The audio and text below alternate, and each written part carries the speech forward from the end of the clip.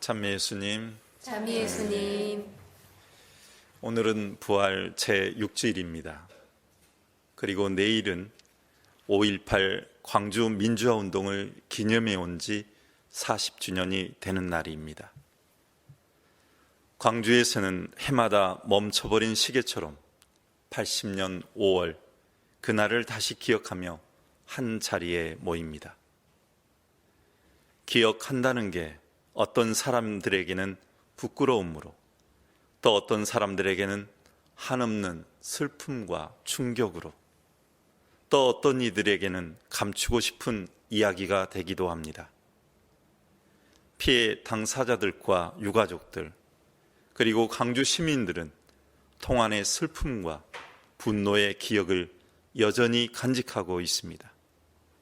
그리고 유가족들은 80년 5월 이후 그날의 진실을 알리기 위해 투사가 되어야만 했습니다. 가해자들은 아직도 진실을 숨기고 있고 책임 있는 사과는 그들로부터 한 번도 들어본 적이 없습니다.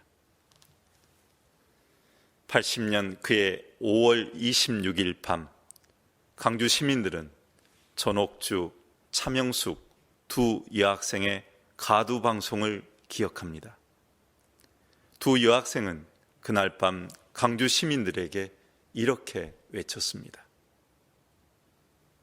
시민 여러분, 지금 계엄군이 쳐들어오고 있습니다. 사랑하는 우리 형제 자매들이 계엄군의 총칼에 숨져가고 있습니다.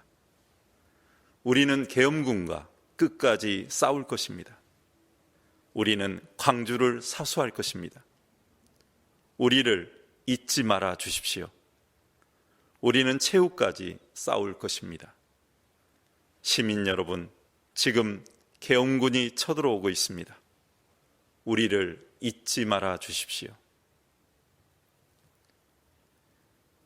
여학생들의 가두 방송을 듣고도 나올 수 없었던 광주 시민들은 가슴에 피멍이 들었습니다.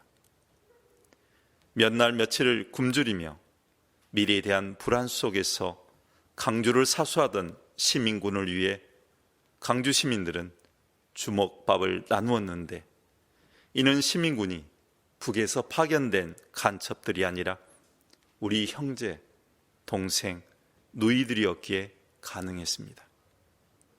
그런데 그 당시 어느 언론도 진실을 알리지 않았습니다. 오히려 계엄군이 거짓 정보를 일부러 퍼뜨렸다는 사실이 하나둘 드러나고 있습니다. 그런데도 몇몇 정치인들은 거짓을 참인 것처럼 말하며 역사의 증인들의 가슴에 못을 박고 있습니다. 올해 유가족들은 40년의 세월이 지났지만 아직도 매일매일 십자가에 매달리는 체험을 하고 있으며, 이는 진실이 밝혀질 때까지 끝나지 않을 것입니다. 그들에게는 아직도 부활의 참 기쁨을 누릴 여유가 없습니다. 지금의 언론은 진실을 말하고 있을까요?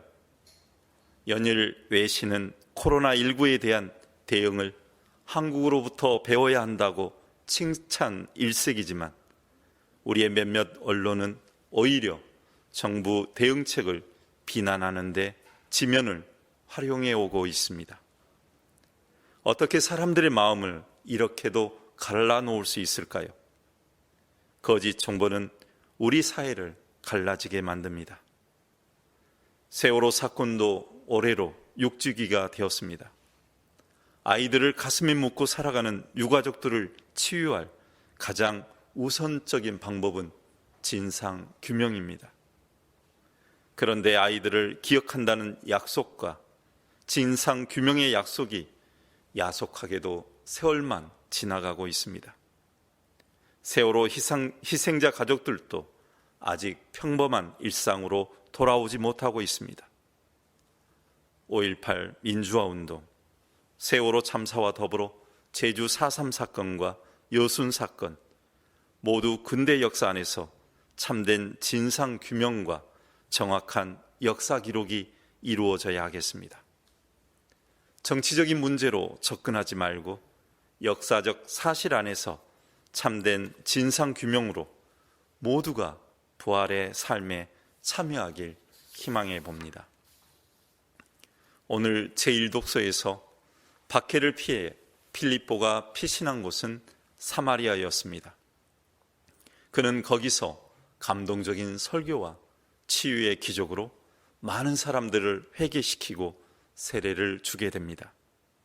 그래서 베드로와 요한 두 사도가 사마리아로 달려가서 그들에게 안수 기도를 함으로써 성령을 받게 해줍니다. 이것은 일종의 세례식 다음에 거행하는 견지내식의 모습을 보여줍니다.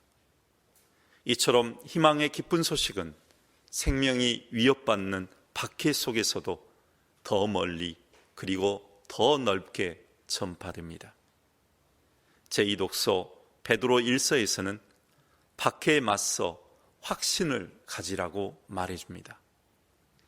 사람들이 여러분을 두렵게 하여도 두려워하지 말고 무서워하지 마십시오. 다만 여러분의 마음속에 그리스도를 주님으로 거룩히 모십시오.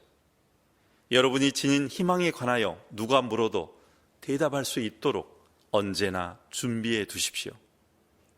구체적인 방법론으로 바른 양심, 온유, 공손으로 사람들을 대하고 선을 행하라고 공고합니다. 그리고 그리스도께서 고난을 겪으셨지만 영으로 다시 생명을 받으셨기에 희망을 가지라고 말합니다. 그리고 오늘 복음 말씀은 최후 만찬에서의 예수님의 마지막 설교 내용입니다. 주님께서 당신 제자들을 세상에 남겨두고 떠나려 하니 걱정이 많으셨습니다. 이제 스승이 떠나면 제자들은 흩어지게 될 것이고 미래가 불투명한 상황이 될 거라 예상되었습니다. 그래서 예수님은 성령을 약속해 주십니다. 성령은 그 자체로 하느님이시지만 또한 하느님의 능력이시기 때문에 약한 제자들을 강하게 해 주실 것이고 또 그들을 지혜롭게 변화시켜 주실 것입니다. 성경에 따르면 성령을 받기 위해서는 먼저 회개가 필요하며 또한 서로 용서해야 합니다.